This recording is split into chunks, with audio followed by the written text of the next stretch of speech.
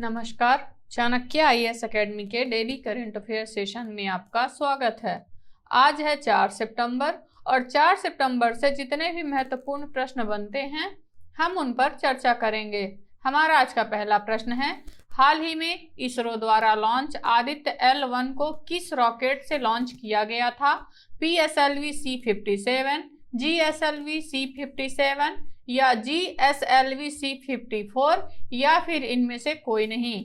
तो आदित्य L1 में PSLV C57 से लॉन्च किया गया है।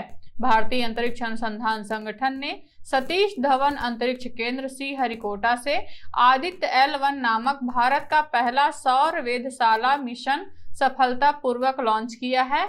इसे PSLV C57 रॉकेट से लॉन्च किया गया था। आदित्य L1 में L1 लैंग्वेज पॉइंट 1 को संदर्भित करता है, जिसका उद्देश्य सौर ऊपरी वायुमंडलीय यानी कि क्रोमोस्फीयर और कोरोना की गतिशीलता का अध्ययन करना है।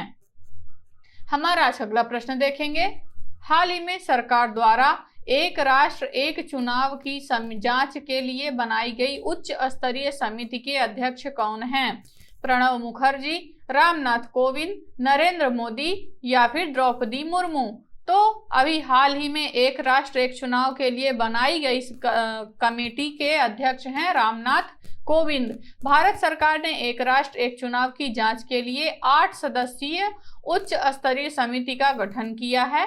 पूर्व राष्ट्रपति रामनाथ कोविंद को समिति का अध्यक्ष नियुक्त किया गया है। यह कदम प्रधानमंत्री नरेंद्र मोदी के एक राष्ट्र एक चुनाव के लंबे समय से चले आ रहे दृष्टिकोण का समर्थन करता है, जिसे वह 2014 से व्यक्त कर रहे हैं। इसके पीछे निहित उद्देश्य यह है कि यदि देश में एक ही बार में लोकसभा और राज्यों की विधानसभाओं का चुनाव कराया जाए तो आदर्श आचार संहिता कुछ ही समय तक लागू रहेगी और इसके बाद विकास कार्यों को निर्बाध पूरा किया जा सकेगा।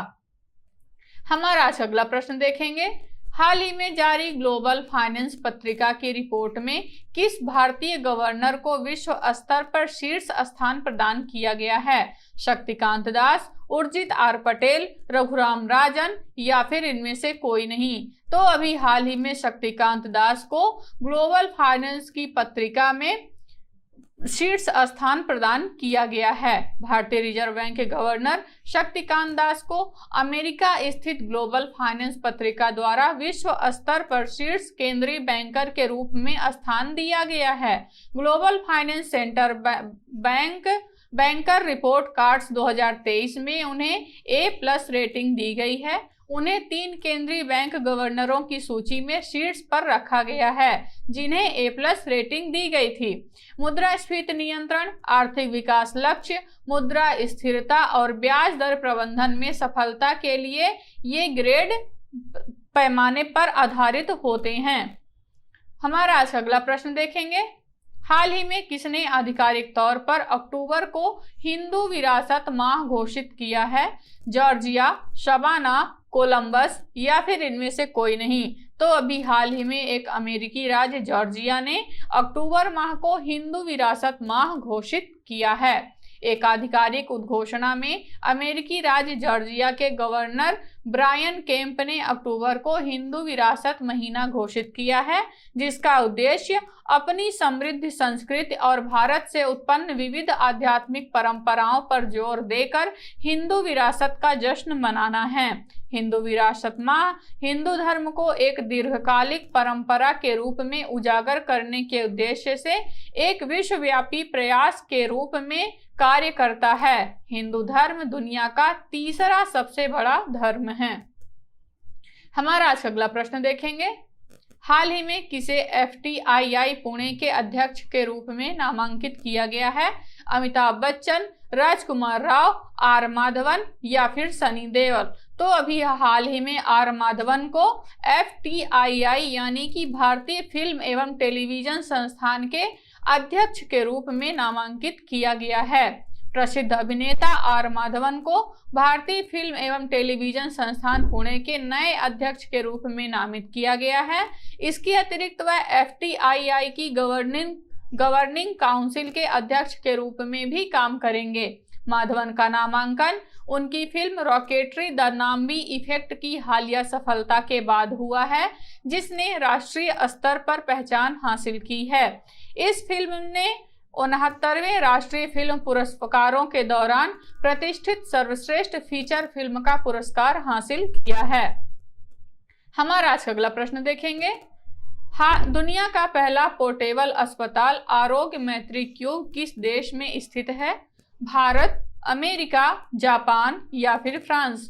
तो अभी हाल ही में भारत ने आरोग्य मैत्री क्यूब अस्पताल का शुभारंभ किया है। भारत ने दुनिया का पहला आपदा अस्पताल विकसित किया है, जिसे प्राकृतिक आपदाओं के दौरान आवश्यक चिकित्सा आपूर्ति प्रदान करने के लिए एयरलिफ्ट किया जा सकता है और 72 क्यूब्स में पैक किया जा सकता है।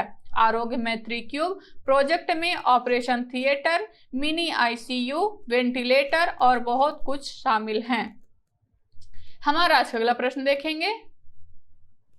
किसने ऑनलाइन भुगतान सुरक्षा को बढ़ाने के लिए अल्ट आईडी समाधान लॉन्च किया है? RuPay card, master card, visa card या फिर इनमें से कोई नहीं? तो अभी हाल ही में मास्टर कार्ड ने सुरक्षा समाधान को बढ़ाने के लिए अल्ट आईडी लॉन्च किया है। मास्टर कार्ड ने उन्नत ऑनलाइन भुगतान के लिए अल्ट आईडी समाधान लॉन्च किया है, जो ई कॉमर्स लेन देन के दौरान कार्ड नंबरों के लिए एक वैकल्पिक पहचानकर्ता प्रदान करता है। अल्ट आईडी अतिथि चेक आउट लेन देन में उपयोग किए जाने वाले वास्तविक कार्ड नंबरों के लिए कस्टम पहचानकर्ता बनाने की अनुमति देता है। इसका लक्ष्य कार्ड धारकों के लिए एक वैकल्पिक पहचानकर्ता प्रदान करके ऑनलाइन खरीदारी के दौरान सुरक्षा और गोपनीयता बढ़ाना है। हमारा आज अगला प्रश्न देखेंगे। हाल ही में राष्ट्रीय केमिकल्स एंड फर्टिलाइजर्स को किस श्रेणी में रखा गया है? नवरत्न, मिनी रत्न, महारत्न या फिर इनमें से कोई नहीं? तो अभी हाल ही में राष्ट्रीय केमिकल एंड फर्टिलाइजर्स को नवरत्न श्रेणी का दर्जा दिया गया है। राष्ट्रीय केमिकल्स एंड फर्टिलाइजर्स लिमिटेड यानी कि आरसीएफ एक भारतीय सरकार के स्वामित्व वाला उद्यम, जिसका मुख्यालय मुंबई में है, को सार्वजनिक उद्यम विभाग द्वारा नवरत्न दर्जा प्रदान किया गया है। आरसीएफ को भारत में सरकारी स्वामित्व वाले उर्वरकों का चौथा सबसे बड़ा उत्पादक होने का गौरव प्राप्त है।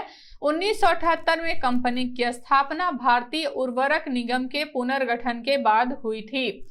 आरसीएफ के उत्पाद पोर्टफोलियो में यूरिया और जटिल उर्वरक के साथ साथ औद्योगिक रसायनों की एक विविध श्रृंखला शामिल है।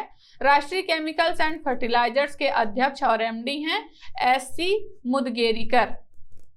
हमारा आज अगला प्रश्न देखेंगे। हाल ही में भारतीय मूल के थर्मन षणमुगरत्नम ने किस देश का राष्ट्रपति चुनाव जीता है? कनाडा, सिंगापुर, भूटान या फिर मलेशिया? तो अभी हाल ही में भारतीय मूल के थर्मन षणमुगरत्नम ने सिंगापुर के राष्ट्रपति चुनाव जीता है। भारतीय मूल के अर्थशास्त्री थर्मन षणमुगरत्नम सिंगापुर के राष्ट्रीय चुनाव में विजयी हुए हैं। उन्होंने 2011 के बाद से देश के पहले राष्ट्रपति चुनाव में 70% से अधिक वोट जीते हैं। उन्होंने 2011 से 2019 तक सिंगापुर के उप प्रधानमंत्री के रूप में भी कार्य किया था। उन्होंने सार्वजनिक क्षेत्र में भी काम किया है और मंत्री पद संभाला है। सेल्लापन रामनाथन और चेंगारा वीटिल देवन नायर के बाद वह सिंगापुर के तीसरे भारतीय मूल के राष्ट्रपति होंगे। हमारा आज अगला प्रश्न देखेंगे। हाल ही में किसने एडॉप्ट ए हेरिटेज 2.0 प्रोग्राम, भारतीय विरासत ऐप और ई अनुमति पोर्टल लॉन्च किया है? भारतीय पुरातत्व सर्वेक्षण विभाग, भूगणितीय तथा अनुसंधान विभाग, विज्ञान और प्रौद्योगिकी विभाग या फिर इनमें से कोई नहीं? तो अभी हाल ही में भारतीय पुरातत्व सर्वेक्षण विभाग द्वारा एडॉप्ट ए हेरिटेज 2.0 प्रोग्राम और भारतीय विरासत ऐप और ई अनुमति पोर्टल लॉन्च किया गया है। भारत की समृद्ध सांस्कृतिक विरासत और इसकी अमूल्य सांस्कृतिक विरासत के संरक्षण और संवर्धन को सुनिश्चित करने के लिए भारतीय पुरातत्व सर्वेक्षण ने अडॉप्ट ए हेरिटेज 2.0 पहल का अनावरण किया। भारतीय विरासत मोबाइल एप्लीकेशन और ई अनुमति पोर्टल की शुरुआत की, जिसका उद्देश्य भारत की प्रचुर सांस्कृतिक विरासत की सुरक्षा और प्रदर्शन करना है। यह कार्यक्रम कॉरपोरेट सामाजिक उत्तरदायित्व निधि का उपयोग करके विरासत स्थलों पर सुविधाओं को बेहतर बनाने में कॉरपोरेट हितधारकों की सक्रिय भागीदारी को सुविधाजनक बनाने के लिए डिजाइन किया गया है। तो ये रहे आज के हमारे कुछ महत्वपूर्ण प्रश्न। आशा करते हैं चाणक्य IAS एकेडमी द्वारा चलाया जा रहा करंट अफेयर सेशन आपको पसंद आ रहा होगा। हमारे ऐसे और भी कंटेंट से जुड़ने के लिए चैनल को सब्सक्राइब करें और बेल आइकन दबाना ना भूलें। धन्यवाद।